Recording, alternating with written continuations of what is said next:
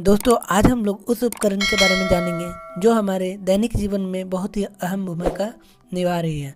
तो आज हम लोग AC टू DC कन्वर्सन कैसे होता है और किस उपकरण के सहायता से किया जाता है यह जानने की कोशिश करेंगे। दोस्तों सिंपली यह एक डायोड होता है जो कि AC को DC में कन्वर्ट करता है।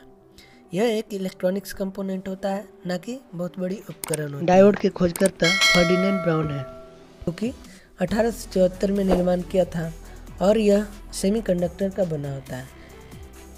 डायोड की इसके अलावा और भी बहुत सारे एप्लीकेशंस हैं, उनमें से कुछ इस प्रकार है। First one is to protect the circuit from high voltages. Circuit को हाई वोल्टेज से बचाने के लिए यूज करते हैं। Second one is to electronically tune radio and TV receivers, जो कि वैरेक्टर डायोड का बना होता है। रेडियो एंड टीवी रिसीवर्स में जो चैनल सेलेक्ट होता है वो वैरेक्टर डायोड के ही सहायता से किया जाता है। Third one is to generate radio frequency oscillations. कहने का मतलब ये है दोस्तों, रेडियो तरंग के उत्पन्न में भी डायोड का प्रयोग करते हैं।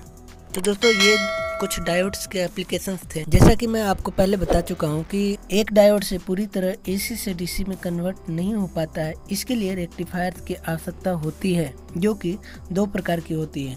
एक हाफ वेव रेक्टिफायर, दूसरा फुल वेव रेक्टिफायर। सबसे पहले हाफ वेव रेक्टिफायर को देखेंगे।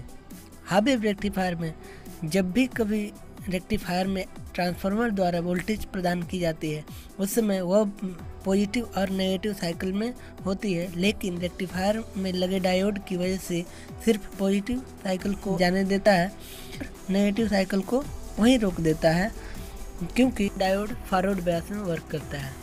और फॉरवर्ड बायस तभी संभव है जब डायोड के पॉजिटिव टर्मिनल को सप्लाई के पॉजिटिव टर्मिनल से और डायोड के नेगेटिव टर्मिनल को सप्लाई के नेगेटिव टर्मिनल से कनेक्ट, जैसा कि पिक्चर में दिखाया गया।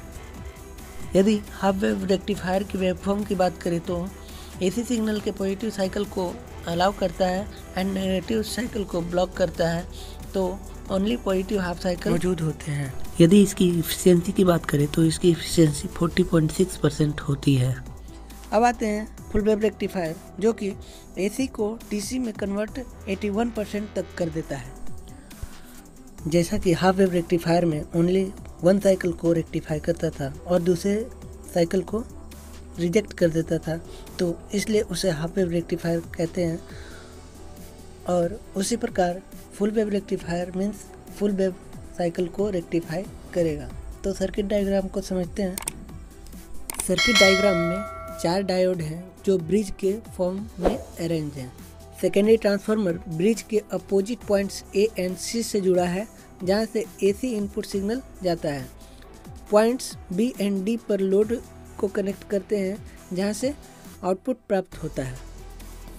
ट्रांसफार्मर के एक एंड पर पॉजिटिव हाफ साइकिल होता है तो दूसरे एंड पर नेगेटिव हाफ साइकिल होता है।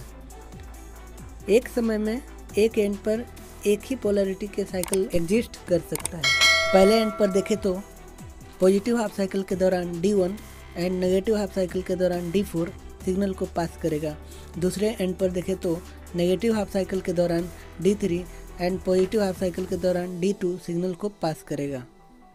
इस तरह से ब्रिज रेक्टिफायर में एक समय में दोनों साइकिल पास होते हैं और हमें प्राप्त आउटपुट DC मिलता है, जो कि सिग्नल के 81.2% होते हैं।